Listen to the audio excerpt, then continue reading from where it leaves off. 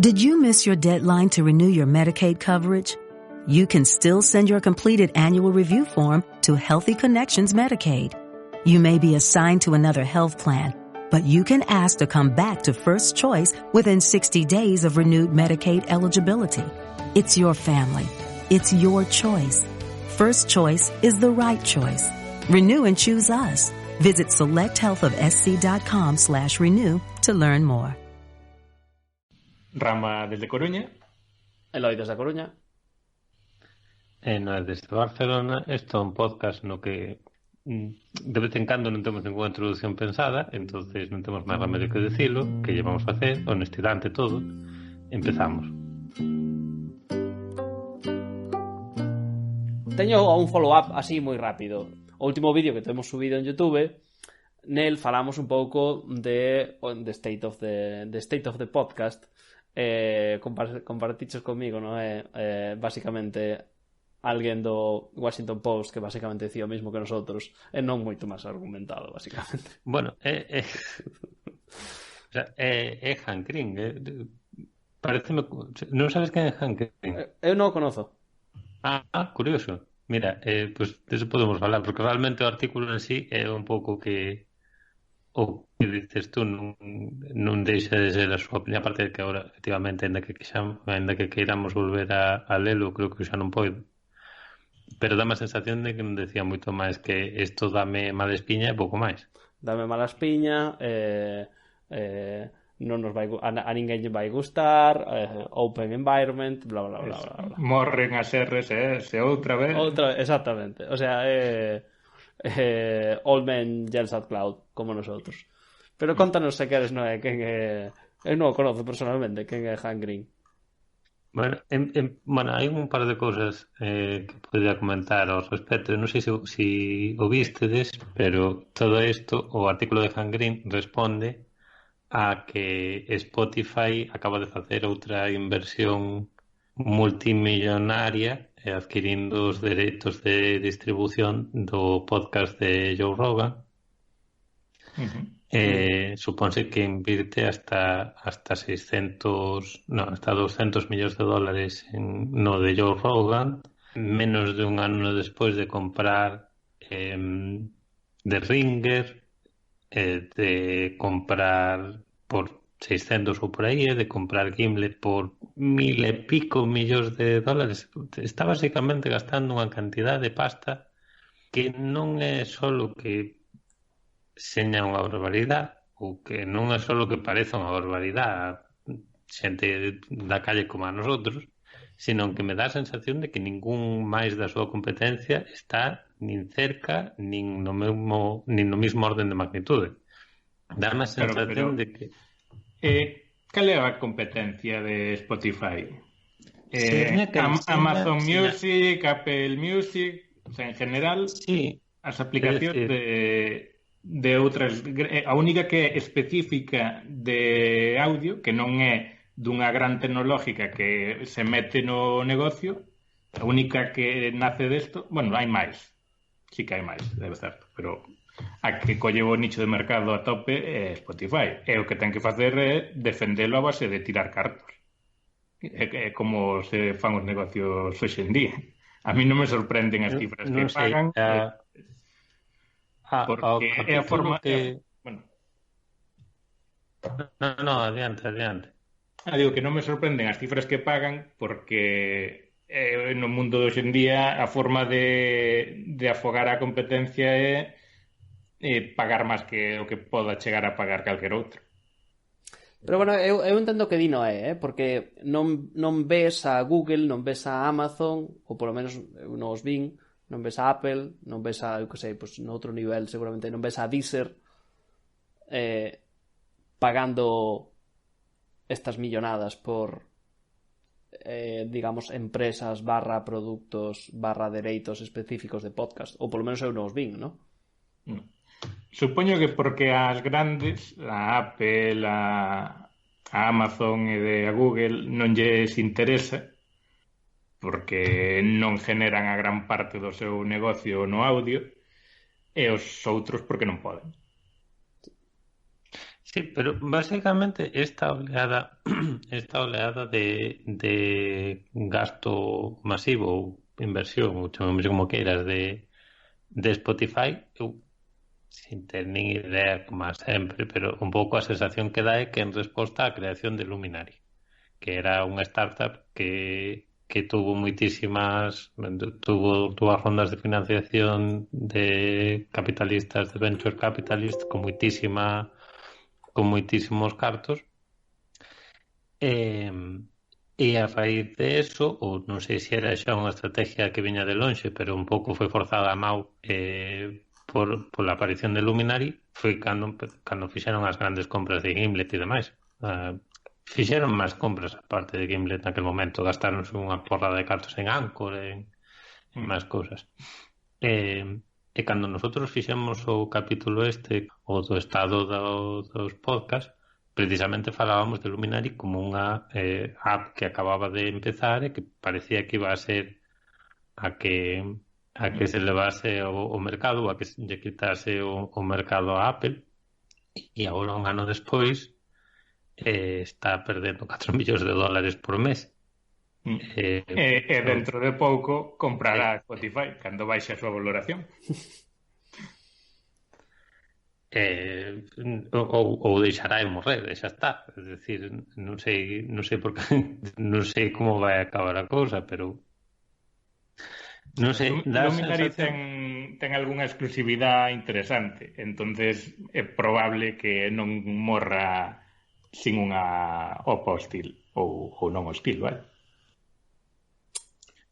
Non teño ni idea do funcionamento interno das empresas, pero a mí a sensación que me dá é esa, de que xa están na fase de vamos a facer moitas plataformas como as hai agora de streaming de series e demais, que hai en Estados Unidos aproximadamente 10, a maior parte das cuales son fracasos. Vexa, case o último gran fracaso foi o de Quibi. E dá máis sensación de que nos podcast directamente saltáronse a fase de vamos a ter moitos a fracasar con moitos sin pasar pola parte de vamos a generar un modelo de negocio que funcione durante anos como se que fixeron en Netflix. Bueno, pero dices... De momento Spotify está gastando moitos cartos e o mellor lles ben, pero o mellor lles sale ben en versión, pero non sei.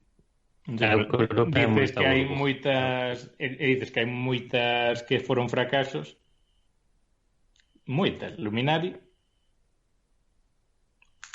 Que máis hai? Bueno, non sei, é dicir, non sei como funciona Stitcher, non sei como funciona Radio Public ou si a radio pública se pode considerar que está xogando na mesma liga ca Luminary ou ca Spotify, pero non sei. Basicamente, a estas alturas xa estou desvirtuando o meu propio debate, como cousa con o meu propio argumento, como cousa que me pasa se falo máis de 10 minutos dunha cousa, sobre todo porque estou improvisando, non teño moita idea de nada. Basicamente a idea en general é que me parece que hai unha burbuja coa valoración dos podcasts e que en fin, que non sei cantos millóns de ointes máis hai ao mes para que de repente Gimlet valga miles de millóns de dólares e Ringer valga centos de millóns.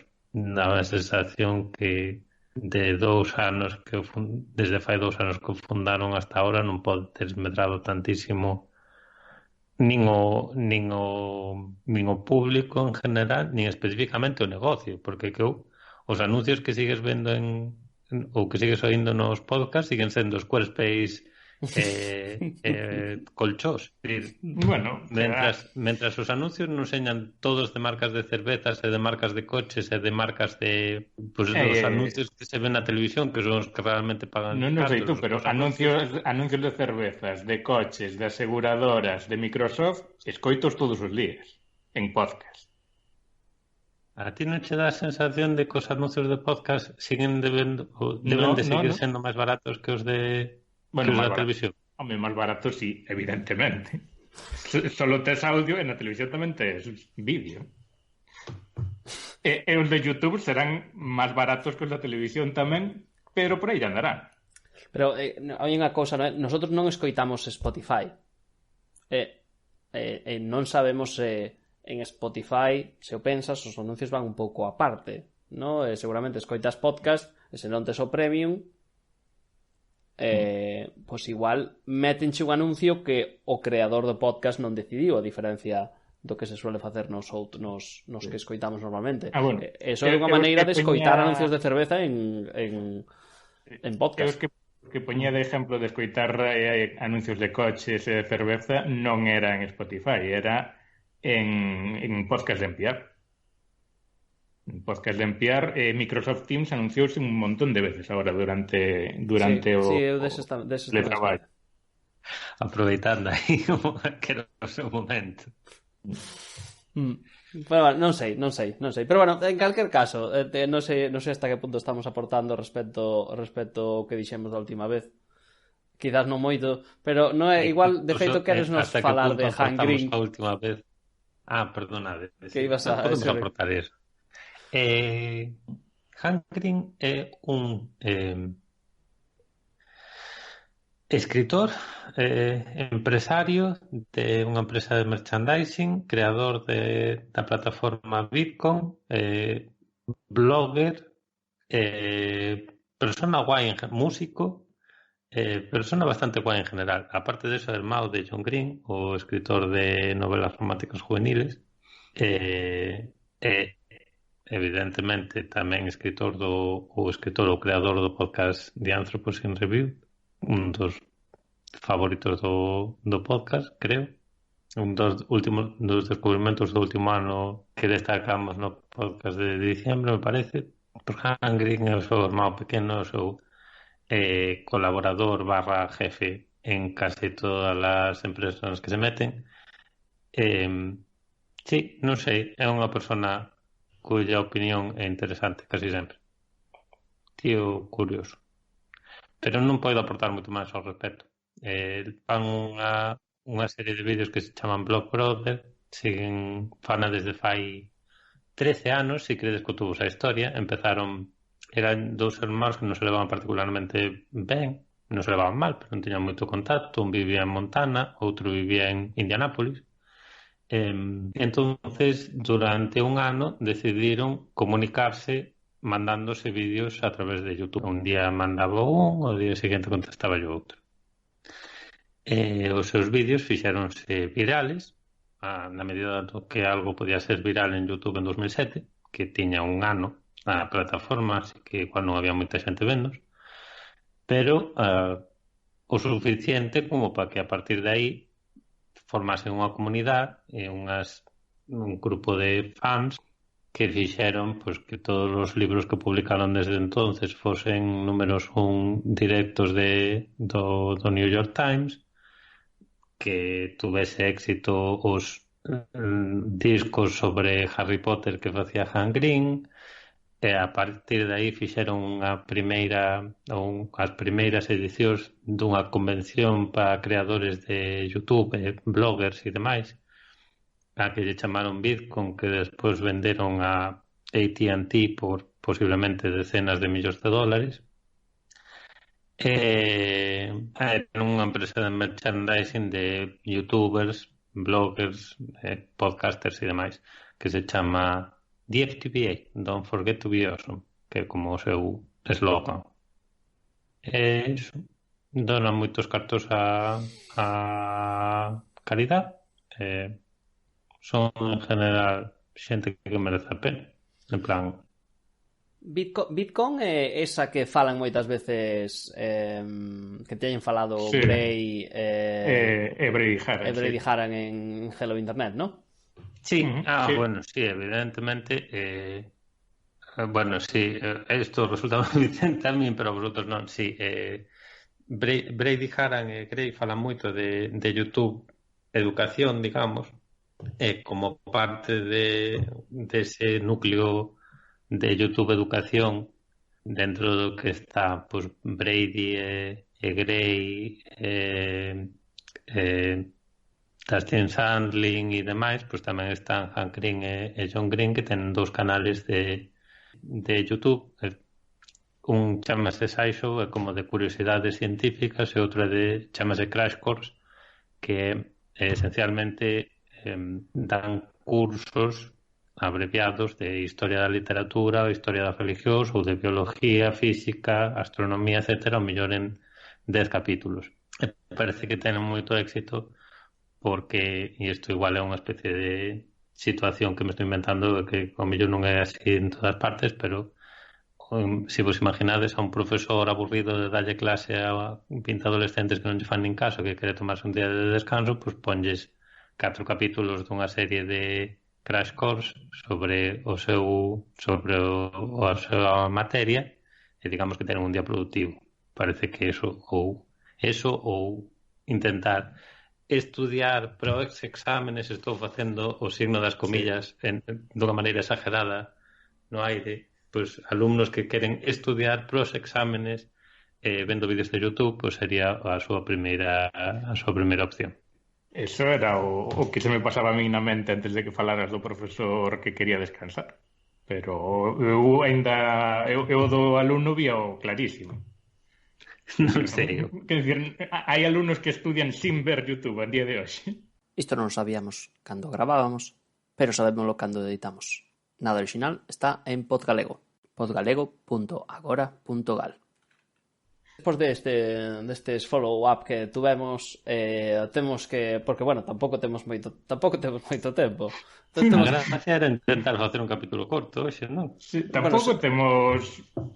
Eso dicímolo sempre, Rama. Vouche cortar porque eso dicímolo sempre. Sí, pero temos aquí algúns... Vamos a deixarlle decirlo porque eso virá moi ben. Veña. Vamos as últimas palabras. Di tu frase, Rama. Temos unha serie... Non é a miña frase, é outra. Temos unha serie de... En realidad normalmente é miña. Unha serie de capítulos de temas apuntados, dos cuales creo que ningún temos especialmente ganas de abrir hoxe. Correcto. Bueno, acabo de ver esto que sí que me gustaría, pero no documento que facemos no Google Docs para ver o guión do que vamos a falar e tal, apareceu ahora de repente bueno, esa foi a impresión que me deu, unha línea que pon "Sónanme campanas, sorpresa". Que o Sónanme campanas, para que non nos escoitara, é a sección esa que facemos donde, digamos, por definición, por sorpresa, como a quen di, ¿no? Realmente, por definición, comenta os outros a ver se acordan ou non, ou de que se acordan dun episodio que probablemente tiveramos escoitado os tres. Correcto. Entonces, Eloi, tú que nos acabas de poñer por sorpresa ese comentario na escaleta do programa, tes preparado un Sóname campana sorpresa? Esta foi a toda sutil maneira de decirlo. Non o teño moi preparado. Que o descubrísemos nosotros. Non o teño... A ver, tampouco era tan sutil porque deixeivolo polo grupo de WhatsApp, realmente, como vos digo, ¿no? Pero... sí que podemos... eu creo que sí que podemos falar un pouquiño. Queredes facer primeiro o Yes...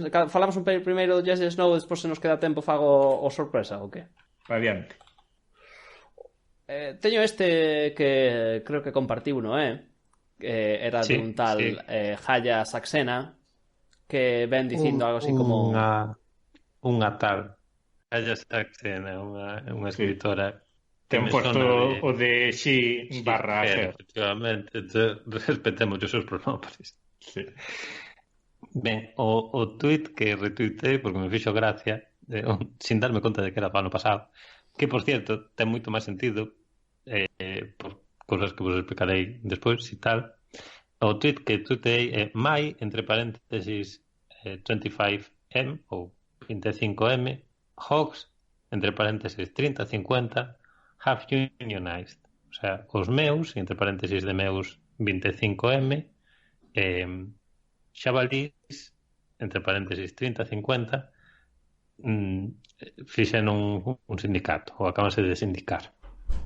Entonces, Javier, entendes este tuit? Medianamente. Medianamente.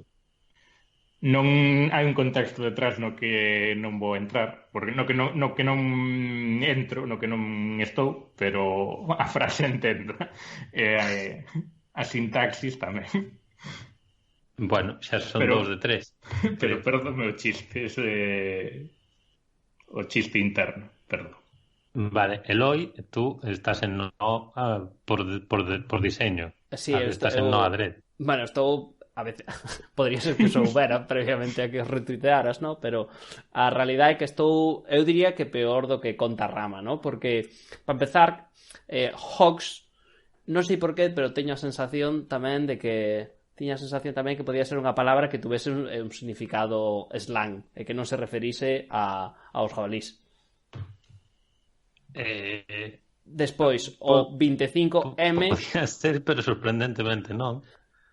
Sí, despois o 25M tamén estou totalmente perdido, non sei se quere dicir 25 millóns, 25 non sei que significa AM. Vale, pero 30-50 non sei se é un rango. Eso sí que o entendo, ou creo que o entendo. Vale. Igual... A sintaxis, Javier, enténdela, non? Sí, eu non sei que é o que está entre paréntesis.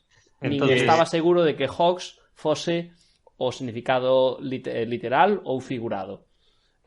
Supoño que sí, o de que se meteron nos sindicatos, supoño que eso sí que é figurado. O de 25M... Sí, de feito é figurado, pero... Vale, entonces, eu que estou en sí completo, supoño que o que teño que facer agora é deixarlle a Javier que explique hasta onde poida, despois recoller o testigo e acabar o home run ou... Incluso correr... Home run por relevos que estamos facendo. Incluso corregirme cando que diga, dice, non tes ni puta idea de eso, non é así. Sacarei o stick da BAU e farei un... Bueno, eso. Eloi perdeuse no 25M, quedouse aí entre os paréntesis. 25M significa 25 years old e male. Correcto. Isto sale de Reddit, me parece, pero non teño moi claro en que contexto se dice. É unha forma de tú generas unha pregunta que queres que che conteste a comunidade e das os datos así da forma máis abreviada posible. Dice, cando falas de ti mismo contextualizas así, edad, género, etcétera. Xa. Sigo unha cuenta que saca capturas de Reddit de... non sei como é o Reddit, de xente que pídelle consello matrimonial a Reddit. Sigue Reddit Chips. Como se chama? Non se chama Reddit Chips ou algo así a... No, creo, diría que non é esa. Pero bueno, sí que pode ser que vira en algún momento eso de female, porque a xente di, pues mi novia, entonces explica por si hai un tema de género, por si... Sí. Bueno, por lo que seña. Pero sí, suéname, vale. Eso... Ben por aí. E o dos número alto de jabalís nun tuit, eso soname a que xa se falou en Reply All sobre o tema. Correcto. Pero deixarei a Noé que profundice máis. E o de Have You No Nice pois non sei. Alguén do entorno de Jaya Saxena se meteu nun sindicato, ou igual é a mesma, fixo a gracia con outro chiste. Eso xa é hipótesis. Aquí é donde che arranco o testigo das mãos porque xa estás divagando. É verdad, entonces continuo para o touchdown.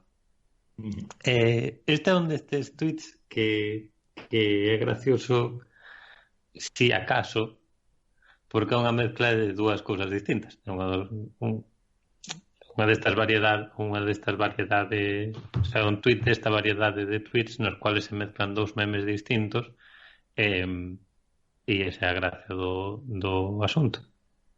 Entón, ten sentido que seña de agosto de 2019 porque ambos memes tenen máis de un ano de antigüedade.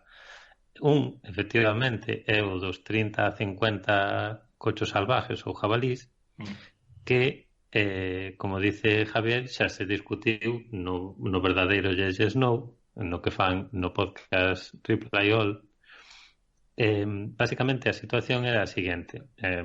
Estaban a raíz de unha das múltiples matanzas que hai con frecuencia en Estados Unidos, houve unha chamada, unha máis, de novo, a regularizar as armas, especificamente a prohibir os subfusiles de asalto, que son estas armas semiautomáticas capaces de disparar moitas balas en moi pouco tempo. Teño máis idea que a esa, pero bueno. Entón, pretendía que non sei se prohibir ou que fose máis difícil ou que houvese máis requerimentos legales para comprar esa clase en concreto de armas. Entonces, como resposta a unha declaración de creo que era un músico country que se mostraba a favor de unha maior regulación, pois un suposto fan seu díxolle: realmente son un fan teu, caesme ben, esta é unha pregunta legítima, pero como se supón que mato entonces se non podo ter un subfusil de asalto, como se supón que mato os 30 a 50 jabalís que en 5 minutos me poden encher a finca mentras están os meus fillos xogando? Entonces isto efectivamente foi moi escarneado ou moi criticado ou moi ridiculizado en Twitter, porque sona a unha persona que está intentando fabricar unha situación completamente inverosímil para a cual é estritamente necesario utilizar o subfusil de asalto. Tenenche que vir 50 jabalís en 3 minutos cos teus fillos ao lado. Entonces nesa situación, aí sí, a única opción, se non tes granadas, supoño que será un subfusil de asalto. Bueno, creo que incluso si sales afora e aplaudes, os jabalís se asustan e se van. Pero bueno. Non sabría decirche, non había jabalís polo centro de Barcelona no momento nos cual as calles estaban vacías e ás 8 salía a xente a aplaudir, pero non sei como interaccionaban. Estaba metido na casa, non podía observarlos. Bueno, este é un dos memes, vou non deixar aí. A raíz de eso sí, me merece moito a pena escoitar o podcast de Reply All. O capítulo de Reply All merece a pena deixar o enlace, porque sobre todo é unha desas situacións nas cuales tú és o titular e pareceche completamente ridículo e pensas de onde ven que clase de caricatura de persona é esta que se inventa a situación na cual lle van a vir 30 jabalís a atacar os seus fillos para poder justificar que quere utilizar ou que quere comprar un subfusil de asalto. E despois realmente cando o paisano se poña, os periodistas se ponen a entrevistalo e a contar realmente a situación, pois efectivamente, polo que parece, hai hordas de jabalís salvajes en Estados Unidos. É unha especie de invasora que se adoptou moi ben a certas partes de Estados Unidos, e hai moitas. Evidentemente o señor estaba exagerando ainda así, probablemente sabemos de que peco xe, pero algo de verdade había, algo máis de verdade que o que supoñían os elitistas da costa este que se rían del sen máis. Bien, porque todo é complicado, sen máis. Tampouco é que é o de sempre. Non tiña razón absoluta, pero todo é moito máis complicado nada que te poñas a ler. Este é un dos memes e o outro efectivamente sigue así, o tweet en general sigue a sintaxis de r/relationships, que é de todos os subgrupos de Reddit un dos que peor me venen a miña mala pronunciación das R's. Pero sí, reddit.com/r/relationships, ou se queres r/relationships, é un subreddit no cual a xente se pide consello sobre situacións personales, especificamente de situacións de parella e demais. E tene sempre esa mesma sintaxis de decir cal é a tua edade e cal é o teu género pois no medio da frase, non? E dar a maior información posible. Entonces, o outro ao outro meme que non conocedes e que está mezclado co dos jabalís é o seguinte: My 25 male subs 23 female, 26 female, 22 male, 28 male, 28 male have unionized. Este é o titular e despois é unha parrafada enorme no cual a un paisano de supuestamente de 25 anos explica que vive nunha especie de relación poliamorosa de dominante esclavo con 5 esclavos e que todo iba moi ben hasta que os 5 esclavos decidiron xuntarse pola súa conta e pasar del sindicarse e non lle fan caso. Entonces estaba o home todo desesperado porque, bueno, porque follaban entre eles, pídelles que se castiguen entre eles ou pide que se deixen castigar por ele e os outros dicenlle que non. Entonces estaba pedindo a Reddit por favor axuda porque non sabía que facer. Entonces eses son os dous memes que están mezclados no tweet que retuiteé e que agora creo que Eloi se toca recapitular e explicar. Pero realmente creo que xa está todo feito. Antes de recapitular, ahora tamén sonanme campanas, como quen di. Chegamos... Non mezcles. Non mezclo, pero chegamos desto dos...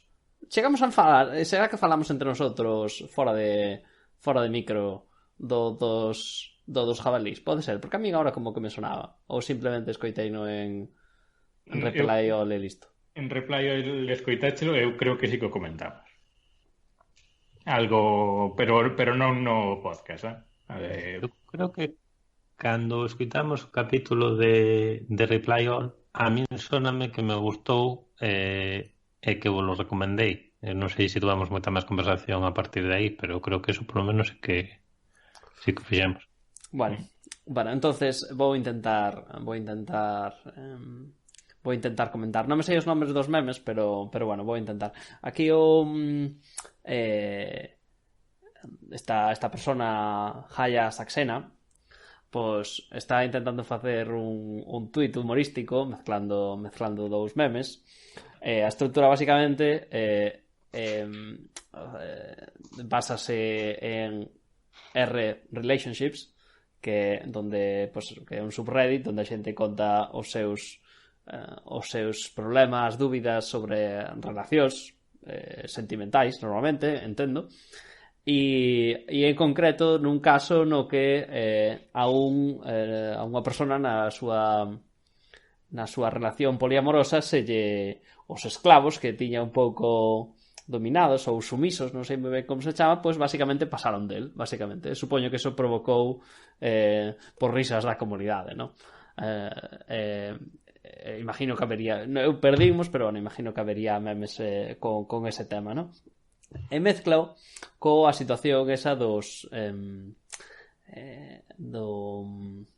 na situación no que os defensores das armas utilizaban esa situación un pouco que podía parecer rebuscada de na que pues eso, porcos salvajes ou jabalís ou híbridos atacan aos nenos, ¿no? Supoñendo como que esa persona, pues supoño que de alguma maneira sería esa persona, lle quitan as armas, entonces conta ou pregunta ya relationships como sería, que tería que facer. Os meus jabalís agora non me fan caso, digolles que non se coman os meus fillos, ignóranme, teño moitos problemas para...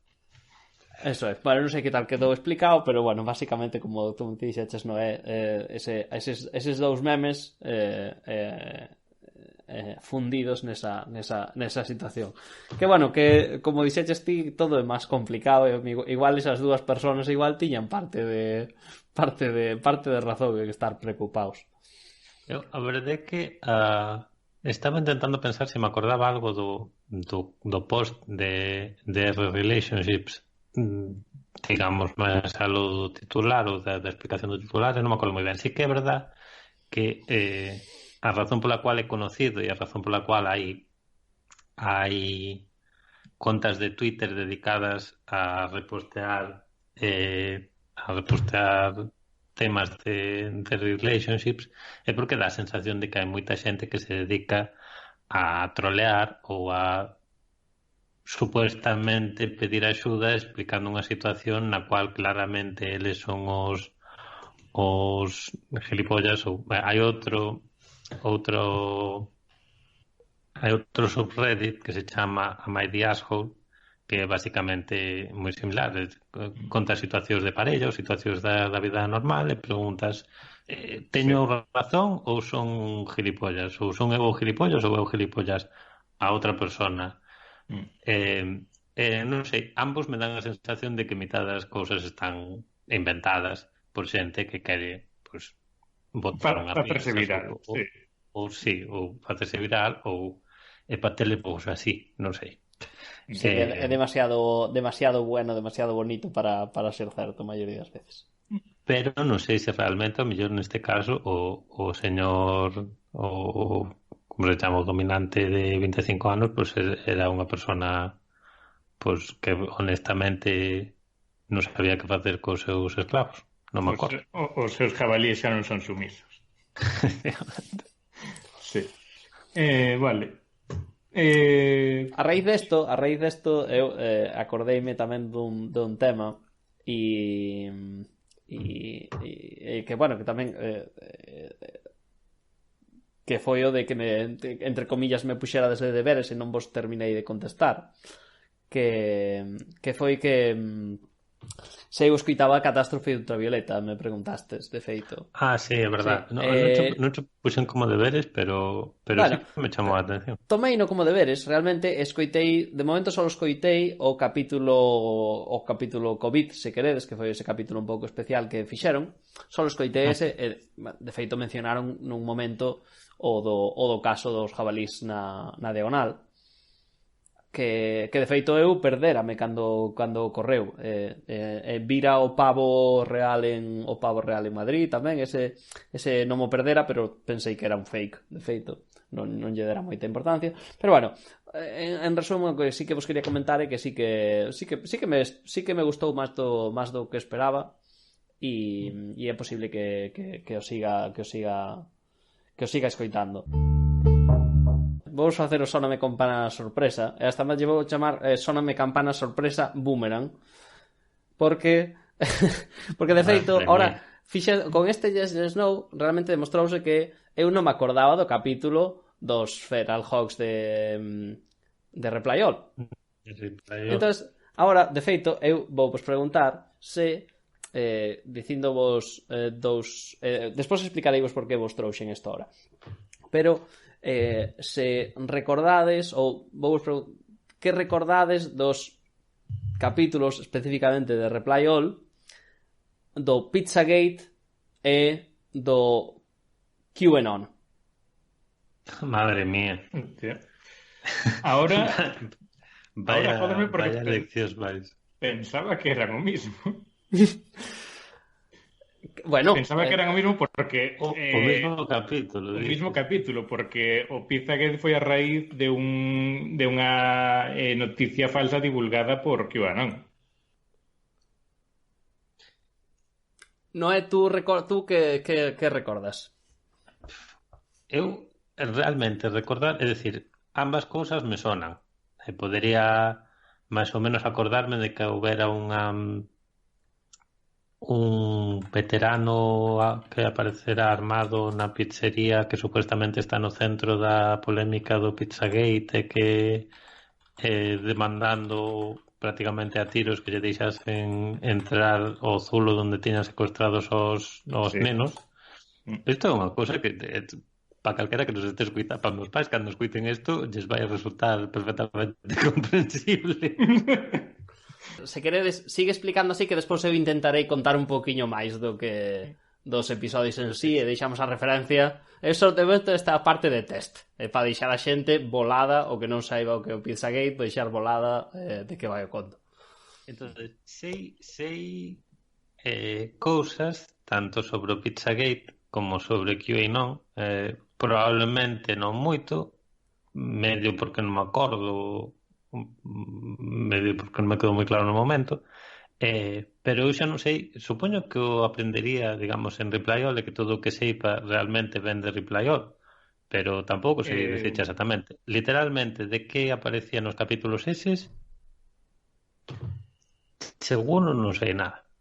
Eu teño tema bastante fresco, pero non por Reply All, sino porque hai cousa de... Bueno, agora hai pouco, habrá un mes ou así, en The Atlantic saliu un capítulo sobre QAnon, no que explicaba moi pormenorizadamente como foi... Bueno, como se generou o fenómeno, como foi o tema do Pizzagate, como foi saltando de 4chan a 8chan, a 8kun que está agora, bueno, etcéteramente. Todo o rollo dos esferas de contenido anónimo de foros nos que a xente pode irse moita olla, basicamente. Bueno, entonces, ahora... Vou dicir, conto vos a ver por que se me ocurriu isto e porque vosotros diredesme tamén. A verdade é que intentei investigar certas cousas e non conseguín tanto como me gustaría, pero bueno, conto un pouco. Entón, conto un pouco, ¿no? Son dous Pizzagate e QAnon son dous episodios de Reply All, xa poñeremos aí no episodio. Son dous Yes No, non falan de outras cousas no capítulo, ¿no? Pero son dous separados. Primeiro, se mirei ben, falan do Pizzagate e despois falan de QAnon. Eu non teño que dicir que nos recordaba, e agora diríamos como por que os volvín a escoitar, ¿no? O do Pizzagate, pues, o Pizzagate ao final é unha teoría, creo que se pode chamar teoría da conspiración, basicamente, que digamos, hai certas personas por internet que basicamente pensan que hai digamos que os Clinton e outras personas dos relacionados cos demócratas pensan que teñen unha rede de pornografía infantil asociada, pues, asociada, no que, bueno, un dos locales que utilizan para as súas maldades ou delitos é unha pizzería, unha chamada Comic Ping Pong, que non sei se recordades, pero de feito parte da conspiración, isto ven duns mails filtrados a un tal John Podesta que é unha persona da campaña dos Clinton, ou unha persona cercana. Era o jefe de campaña de Hillary Clinton na elección nas eleccións de 2016, e hai unha filtración masiva de emails por parte de Anonymous, que esta é unha desas cousas que non se sabe moi ben que significa eso, pero bueno, por parte de Anonymous hai unha filtración masiva de emails e dentro dos emails aparecen unhas cuantas, e ni siquiera son particularmente moitas referencias un tanto extrañas a encargar pizzas ou comer pizzas ou quedamos en comer pizza e demais, e a partir de aí montase un tramado inteiro solo a partir de esas referencias nos emails. Ou esa é un pouco a idea que me quedou a mí, non sei se... quedouche moi ben. Eu casi xa non me acordaba de nada, pero bueno, falan en Reply All, falan eso de que, de feito, parte o certo tipo de cousas que convencen a esta xente que cree nesta conspiración é que, de feito, a pizzería Comic Ping Pong, CP, encaixa moi ben porque é child pornography. Entón ese código interno, pero é interno, pero a veces público, a veces público, entonces a vez a xente sábelle mal porque encima esta gente créese con inmunidade para facer as cousas así de cara a todo o mundo, no, para que lo vea todo o mundo, no? E bueno, outras cousas dese calibre, a verdad que algunhas son a verdad que sonan curiosas. E de feito Alex e PJ e Alex ríense moito no episodio con este tipo de con que pouco sacan a conspiración, ¿no? Entonces nun momento explican isto, acaban o Yes Snow, cortan e fan, bueno, pues o fin de semana estuvo intenso, ¿no? Entonces contan como nese mismo fin de semana despois de gravar eles, o que decías ti, non é? Un tío cun rifle foi a Comic Ping Pong efectivamente ali a ver que había. Supuestamente, además, él parece ser que, por lo que se comenta, o tipo saliu dali todo tranquilo dicindo, colaborando coa policía, e dice, no he visto nada. Me he equivocado. Estuve no sótano e solo tiñan os congeladores onde tiñan o salami. The intel on this wasn't 100%. Sí, entonces, básicamente, dice, tranquilos, no pasa nada. Entonces, a min o que máis me asustou cando o rescoitei, non sei o que a primeira vez, pero era que a xente da conspiración veu isto e dixo, isto está todo planeado. Claro. Isto realmente non ocorriu. Aparte, o tipo é un tipo que sale como extra en IMDb, en non sei que películas. Es actor. O sea, a verdad que sonaba ridículo, pero é serio cando empeza a ir un tío con un rifle para esos sitios. Eu a verdad que sinceramente non me acordaba acordábame un pouco da historia de Pizzagate e Hotmail, filtracións, pero non me acordaba que chegara a vida real con un tipo con rifle. Sí, eu acordábame máis da historia do tipo co rifle de cal era o contexto da conspiración que había na pizzería. Eu a verdade que non recordaba. E de outro das cousas sobre todo que me chamou a atención é que creo que isto se quedara unha cousa que quedara a nivel de política americana, que isto non chegara a España para nada. Non sei se tes esa mesma sensación. Sí, eu sí. Sí, é dicir, que non se debatira en España, vale, ahora que non haya colgados en España que crean eso ou que comercien nas mismas webs conspiranoicas e acabe entrándoles por... E eso é parte do pero refírome que non se falou de QAnon nin en la SER, nin en El País Semanal, nin en ningún medio potente español. Eu especificamente pregunteille eu teño un colega que diría que é candidato para estar cerca destas conspiracións, porque é un pouco así sin acritud, pero digamos cree nestas cousas como tipo Club Bilderberg, estas cousas, ¿no? Como que ao final que hai ese poder superior de xente que controla, ¿no? Eu son máis, sempre debato con el porque eu son máis de pensar que as cousas son un pouco máis caóticas e agentes individuales que acaban generando complejidade, ese tipo de cousas, ¿no? Pero bueno, non estaba enterado de nada desto. Outro capítulo, por comentar, son dos capítulos interesantes porque tamén falan un pouco de póñense a explicar do funcionamento de Reddit, o subreddit de Donald, un pouco a organización un pouco, pois ao final moitos destos están relacionados coa extrema dereita de Estados Unidos. Entonces pareceume interesante, e de feito pareceume bastante interesante. Estou mezclando os dous episodios, pero diría que hai que velos como según os queres escoitar, é mellor escoitalos un detrás de tal como estamos hoxe, escoitalos un detrás de outro, ¿no? Entrevistan tamén a un dos moderadores do Reddit. Bueno, diría que esa parte seguramente ou é unha parte interesante. A un dos moderadores do subreddit de Donald. Do subreddit do Pizzagate. Pero bueno, o Pizzagate, se non recordo mal, tamén contan como nun momento o cerraron e a xente, pois, como volveu a de Donald. Entrevistan o CEO de Reddit tamén, que, bueno, para mí, esa parte creo que xa aparecerá interesante.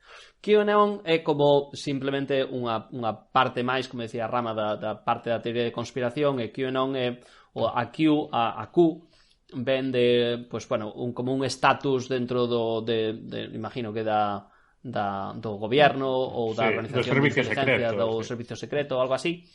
Un tipo de estatus como no que te enteras de certas cousas, e anon ven de anónimo. E bueno, todo isto non falei, pero bueno, estou viñan Jess Snow que non tiña moita gracia, no? O importante era a historia que había detrás. E neste segundo caso o QAnon empezaba por Roseanne, que é unha, supoño que igual algún de vosotros, Roseanne Barr é a actriz que a protagonista dunha serie que se chamaba Roseanne, que parece que dixo un tweet que era un pouco racista, e saliu racista porque en parte creía a conspiración do QAnon e basicamente votárona, ¿no? botaron ou cancelaron a serie que estaba facendo ou algo así, ou basicamente cargouse a súa carreira, ¿no? Entonces de aí por esa parte iba o Yes No. Entonces explica un pouco que de QAnon, que basicamente, pues eso, como todavía máis grande o Pizzagate, todo o mundo, Obama, Soros, Clinton, non sei quen máis, están todos detrás do Pizzagate, con redes de pornografía infantil, etcétera, etcétera. Básicamente, entonces explica un pouco máis todo ese detalle. Non hai ningún de extrema dereita xusto nesas redes. Son redes de pornografía, pero que son os códigos liberales. Bueno, entonces, a todo isto diréis, pues, igual recordar así, é interesante, Eloi, pero por que me ves contar isto? Bueno, pois porque deu unha sensación de que fai uns días, non sei se vos enterastes, que volveu salir Anonymous á palestra e chegou todo isto aos medios españoles. Chegou aos medios? Chegou aos medios españoles, estuve... Eu volví no ver en... Bueno, perdón, Twitter, os medios pero... igual é moito decir, ¿no? Pero chegou claramente a un nivel superior dos estos, ¿no? Eu non sei se vistes, pero eu polo pouco que busquei había un vídeo de Xataca explicando este tipo de cousas. A miña parella chegoulle a xente falando por isto, nos trending topics de Twitter en español estábase falando moito desto. E unha cousa máis que a verdad que igual de España decir moito, pero xa vos contei nun episodio anterior que eu agora unha das cousas no que me entreteño é mirar os trending topics da Wikipedia. É verdad, sí. Durante un par de días na Wikipedia en español estaba, lástima que non o gravei e además non hai unha maneira de mirar o histórico, pero digo vos, entre os 10 primeiros, bueno, a día de hoxe está Jeffrey Epstein de primeiro na Wikipedia española. Que por outra parte, creo que é en parte porque ten a serie de documental de Netflix, sí. Entonces, ese todavía... Eu non sei hasta que punto. Eu creo que realmente a oleada de interés outra vez en Epstein ten máis que ver coa suposta filtración da súa agenda por parte de Anonymous que coa serie de Netflix. Sí, pero sostúvose... Eu estuve seguindo estes días a tendencia. Sostúvose no tempo seguramente polo de Netflix, porque outros caeron. O Pizzagate estuvo aí, o Pizzagate na Wikipedia en español estuvo a tope e ahora mismo está, pues, eso, pues no 12 ou por aí. máis abaixo. Anonymous estuvo un par de días que estuvo no top totalmente e foi baixando. Que ten alrededor o Pizzagate, así por facernos unha idea? A ver si... Que ten, perdón? O sea, cale o 11 ou 10. A ver, leo vos así un pouco... parte latino, e non sei como cambia na hora do día, porque según sempre se hai un día, se hai unha polémica tamén se ve, bueno, está claro, ¿no? Pero Jeffrey Epstein leva claramente aí no top varios días, ¿no? Anonymous tamén se... bueno, vou vos ler en orden, non é que me preguntaches. Jeffrey Epstein, Manuel Belgrano, que é un político argentino, pandemia por COVID, tabla periódica dos elementos, evidentemente hai algúns que se manteñen aí sempre, ¿no? Son un pouco estándar. Eses son inocentes ou hai polémica política en algún sitio? De verdad, unha das cousas que gústame a verdad, dóeme, é que non sei por que están aí algúns deles. Os elementos? Non sei por que é trending topic a tabla periódica dos elementos. Por que non teñen os lantánidos e actínidos onde teñen que estar? Non sei. Edward Colston, un político británico de fai un par de siglos, por supuesto, George Floyd. Edward Colston tiña unha estatua, é un negrero británico de fai uns siglos. Tiña unha estatua en Bristol que tiraron. En Bristol, sí. É moi gracioso porque agora si vas a tiña como... Sí, víchelo en Google Maps tamén. En Google Maps era como atracción. Entonces hasta ahora era atracción, está no medio dunha plaza, poderlo visitar as 24 horas, porque era unha estatua que estaba no medio dun parque. E onde é unha atracción, está no medio do mar, encerrado permanentemente. Pues mira, eu esto perder, amor, pero sigo vos lendo. Sempre hai algunha serie de Netflix, por exemplo, por 13 razones, estos días está isto que non vin, Jordi Maestre, un actor e modelo español que se morreu, unha serie, morte de George Floyd, Black Lives Matter, e Pizzagate, por exemplo, ten encima Estados Unidos, Revolución Industrial, debaixo ten a Martin Luther King e a Peste Negra. E non se meteu no top 15 Pau Donés? Eu non vin, hoxe non o vin, a verdad. Pero bueno, volvendo un pouco ao tema, o día das filtracións estaba na Wikipedia española un montón de xente que eu nin conocía, pero ao final estaban todos relacionados supuestamente nesa teoría da conspiración de Anonymous e do Pizzagate. Michael Jackson, que non sei que facía, tamén nesa... Había aí Alex Jones polo medio. O sea, había un montón de xente, realmente. E parece... Chocoume de verdad, porque eu cando digamos, quería saber un pouco a voso feeling de canto creedes que chegou eso ao final a xente que non está metida na política americana, canto chegou todo este rollo, toda esta teoría da conspiración, porque deu unha sensación de que esta vez chegara moito máis. A parte de que unha cousa que non me gustou nada é que neses días estaba, digamos, trolearan a Wikipedia bastante nestes topics. A quen chegou alguén que non siga a política americana? Eu creo que non. A vosotros non vos chegou por ningunha parte ninguén que estuvera ou que vos falara de quen é Anonymous? E Anonymous que saliu estes días, ou Michael Jackson, viste que era un pedófilo? Hombre, igual eso estaba un pouco máis claro. Michael Jackson é o Mickey Mouse da pedofilia. Pero neste caso pensei que dicían que hasta os protegía, ¿no? Sí. Parece que Michael Jackson entrou nesta polémica porque se reflotou un vídeo seu no que supuestamente decía que había unha conspiración mundial de pedófilos e quería destapalos, entonces esa sería na mente conspiranoica a explicación da súa morte. En fin, non sei, é dicir, sí que foi trending topic en Twitter, sí que estuvo dentro das tendencias de YouTube, entonces eu soleche pasar moito que te preguntan por podcast pidenche recomendacións e tal, e son situacións nas cuales para min son situacións que para min son ciencia ficción. A min isto non me pasa nunca, entonces tampouco me pasou que naide me preguntase, oye, entonces que ven sendo Anonymous ou que é o Pizzagate, porque se non me pregunta Adriana tampouco me vai preguntar, na clase de francés tampouco me preguntaron, pero sí que creo que se abriu, que está un pouco máis ao mellor, é dicir, ao mellor é unha cousa que dicen houve unha filtración de Anonymous, vai sobre este tema, igual que antes houve filtracións de Anonymous sobre outras cousas e que pasou o día pasou a romería. Non sei hasta que punto isto vai quedar no subconsciente ou a xente se vai a quedar coa idea de Pizzagate, pero sí que me dá a sensación de que ainda que só seña polo de poñelle o nombrecito de Anonymous ao lado, pois parece que xa ten máis publicidade ou ten máis... Curioso que Anonymous tuvera o seu momento hai uns cuantos anos, desaparecera, o sea, non había filtracións desde hai bastante, e agora co de George Floyd volveu, de repente. No electoral. Tamén, sí. Foi fijo, a culpa. Bueno, non me enterara que había eleccións gallegas. Con todo o que sei do Pizzagate, non sabía que había eleccións máis que ben. Xa. Bueno, en calquer caso, non sei, pareceme curioso o asunto. A mí pareceme moi curioso de que utilices os trending topics da Wikipedia. Cada vez me gusta máis, non é?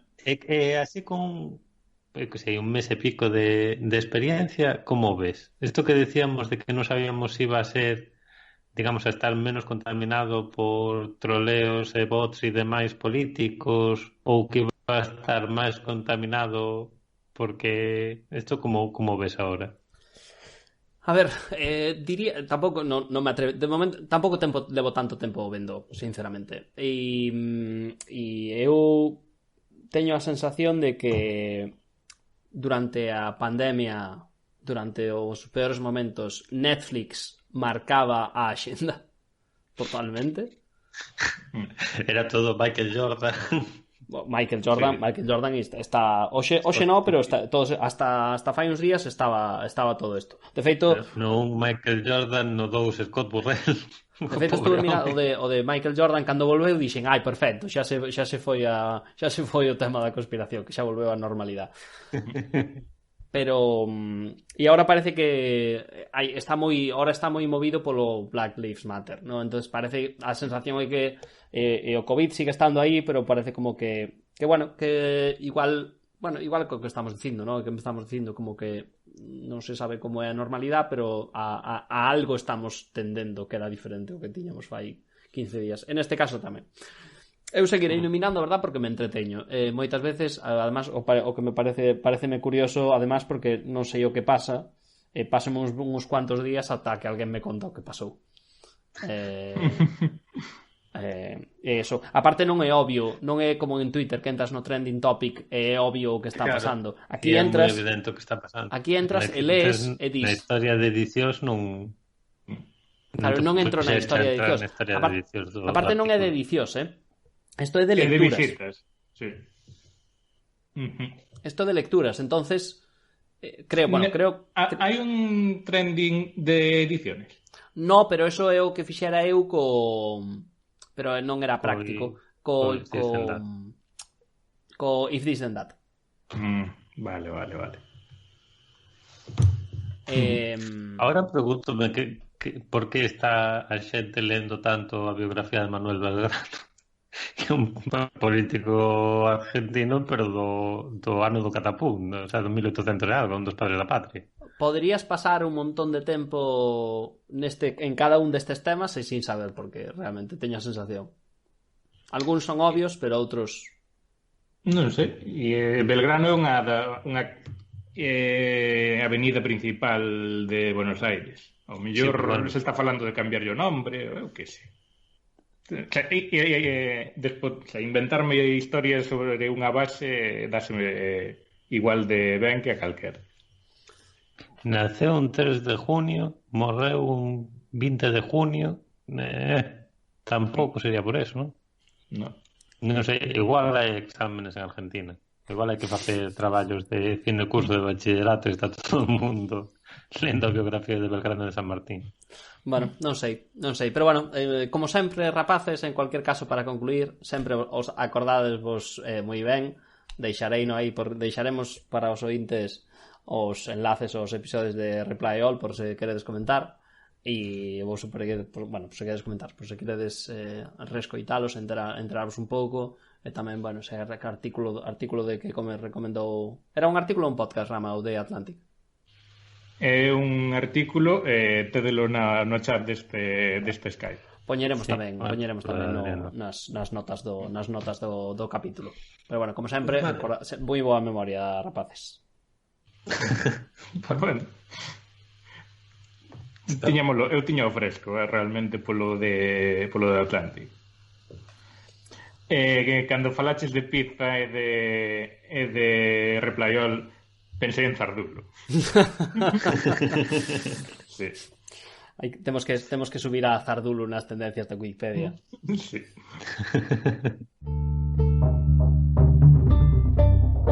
Sí, vais nos facendo ahora, non sei se queredes comentar algo que... Se deixámoslo. Sí, venga. Facemos o de... Tú non tens nada apuntado, non é? Eu a verdade que non teño nada... Non teño nada así na cabeza. Eu podería volver a recomendarvos o mismo podcast de...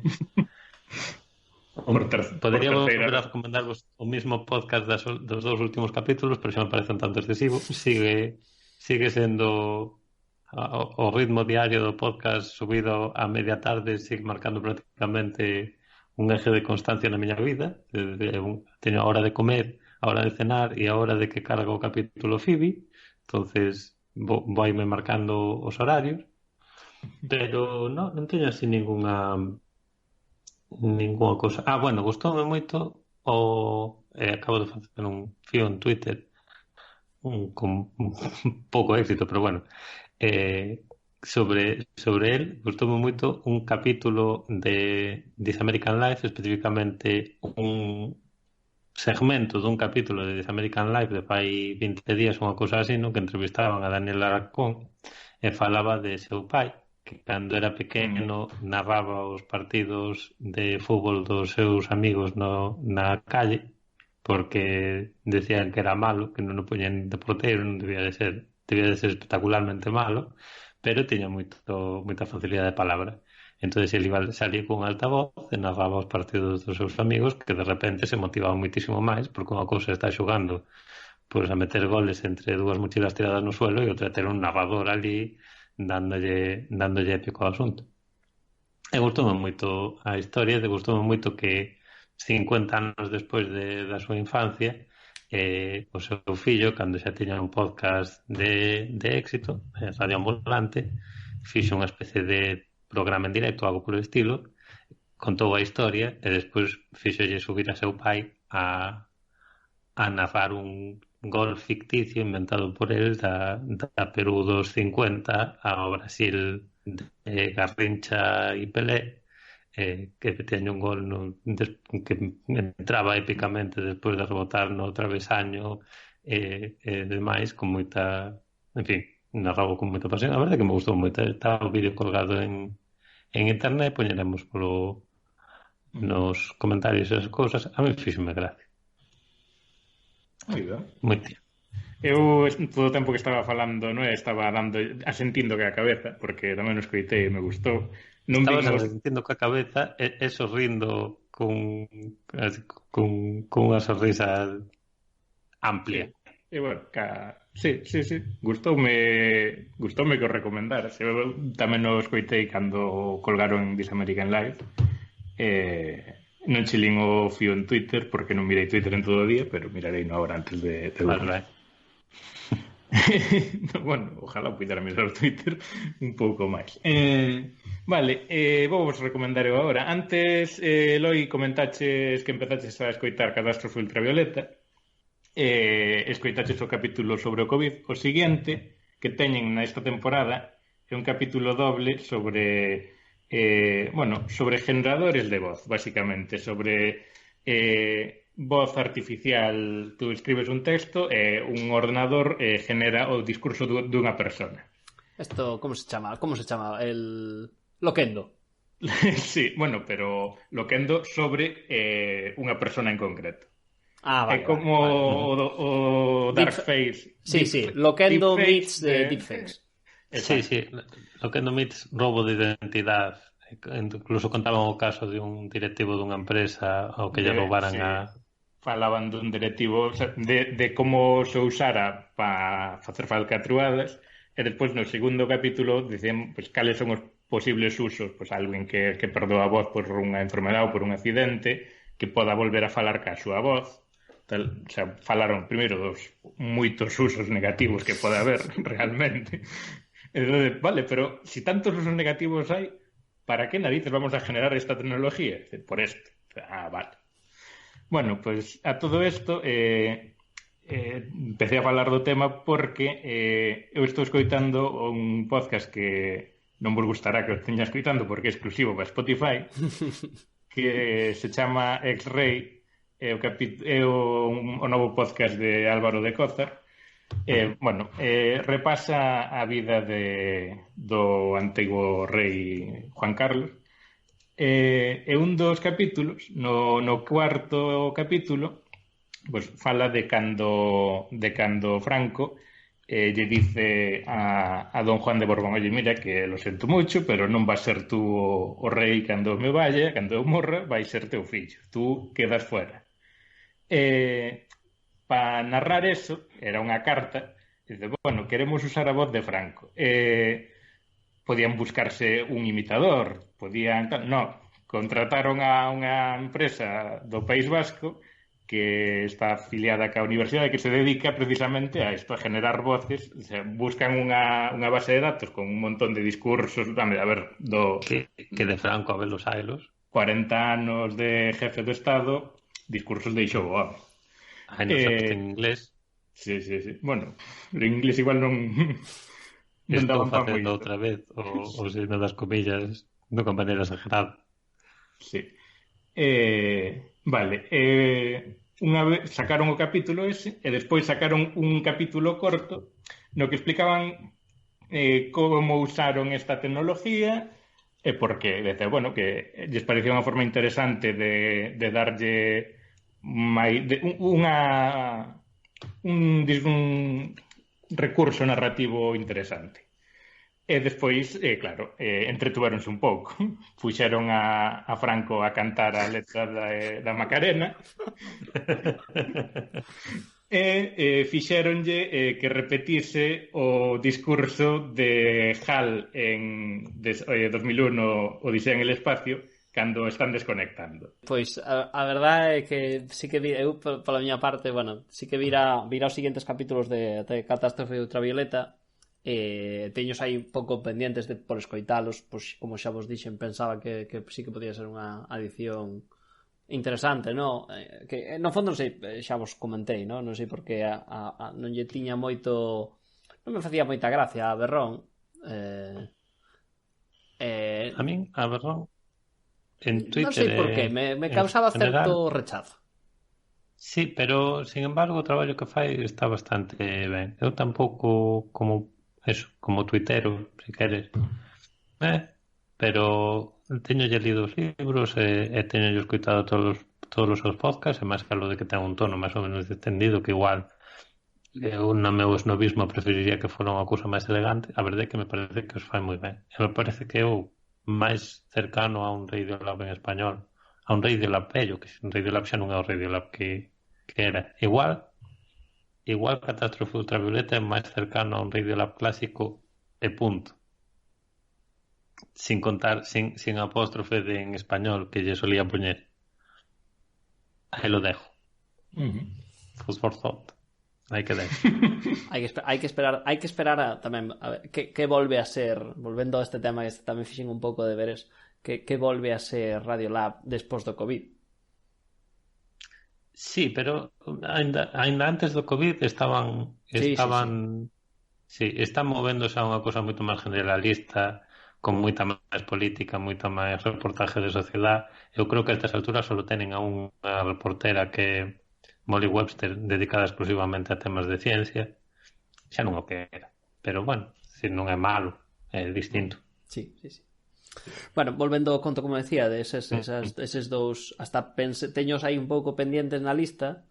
Non sei por qué, falando con a miña parella nun momento, pois eu, lógicamente, no, en entornos pois fago parvo e fago como que imito a xente, evidentemente penso que os fago moi ben e seguramente os faga todos moi mal.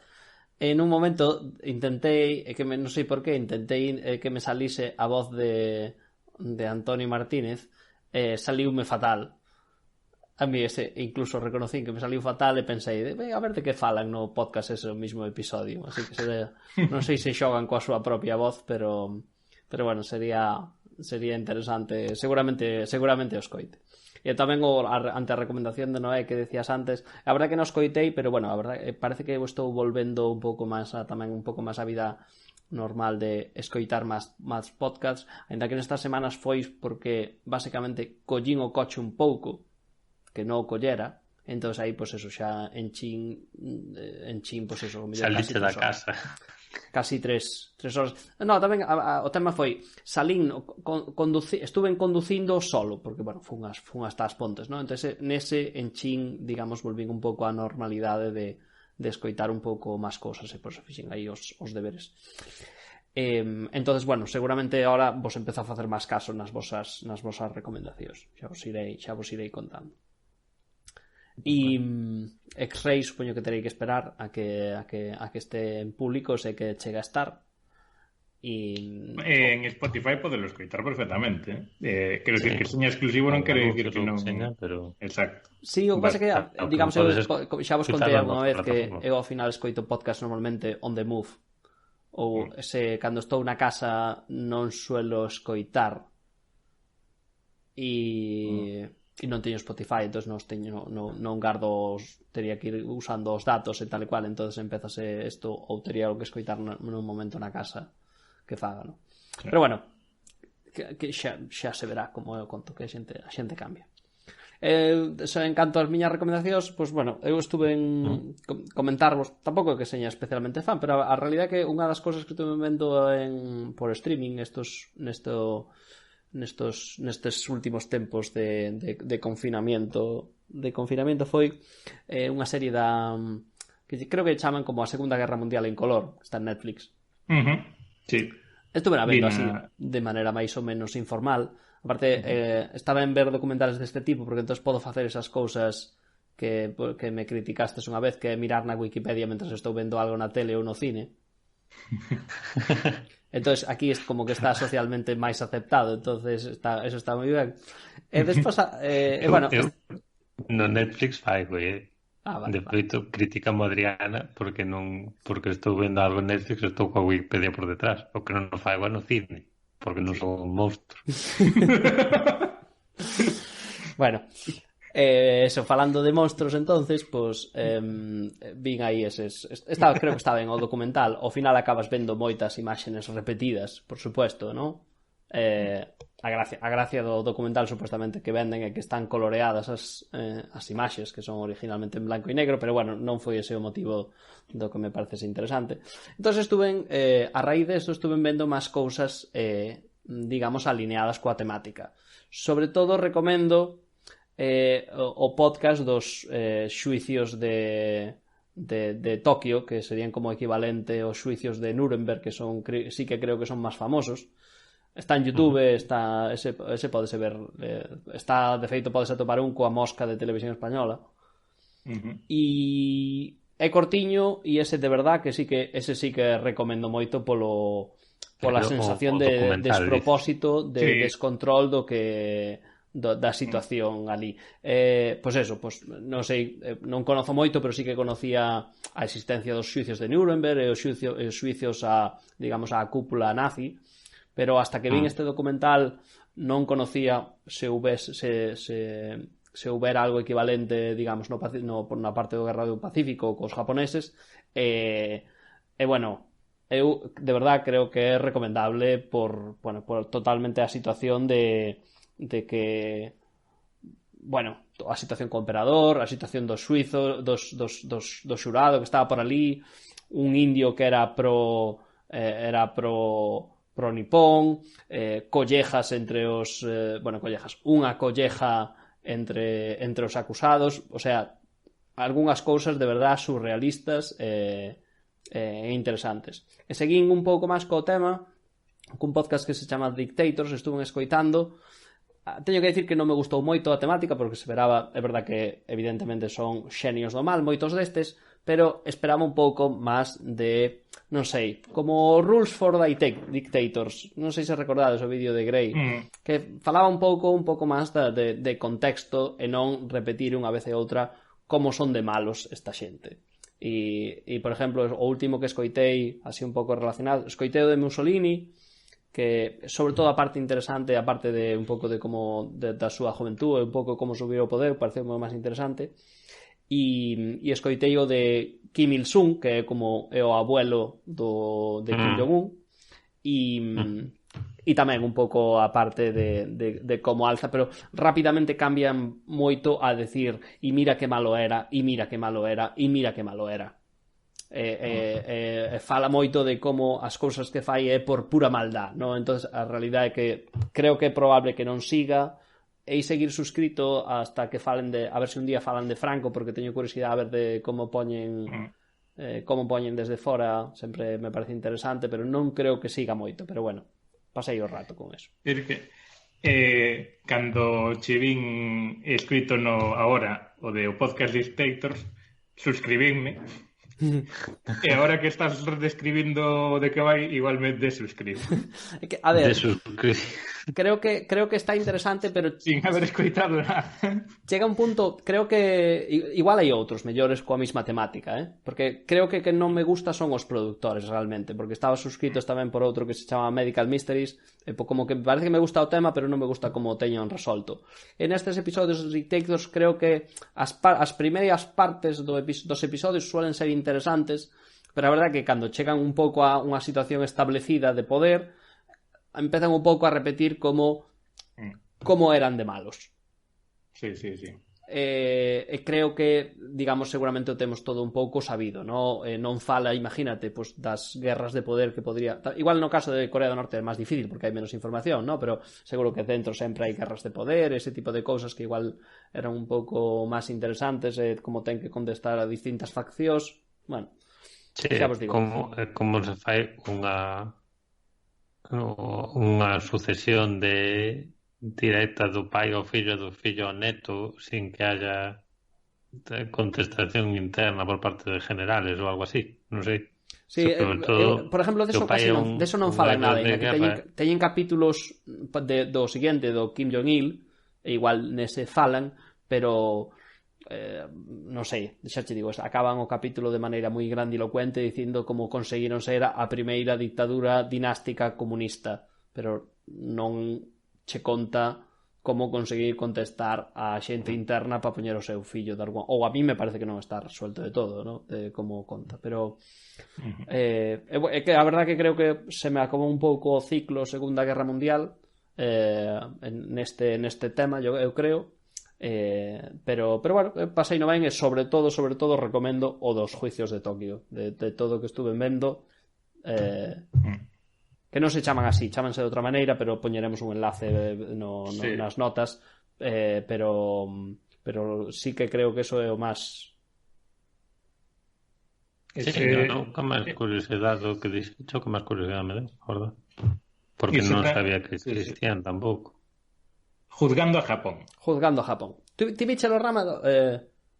Eu vino, sí. Faláramos del nun grupo de WhatsApp, en ese momento pues non o conocía nin o documental nin o juicio en sí, pero atopar o link de YouTube é pa diante, virar no momento xa. Sí, eu a min pasa, isto deron na dúas fai, non sei, o mellor ano e medio, 2 anos ou algo así, e eu pillara a medias e vi un cachiño e dixera, hostia, e agora a raíz desto de recuperar un pouco este ciclo, volvino a ver, confirmo de verdad que vamos, pareceme que de verdad vale a pena.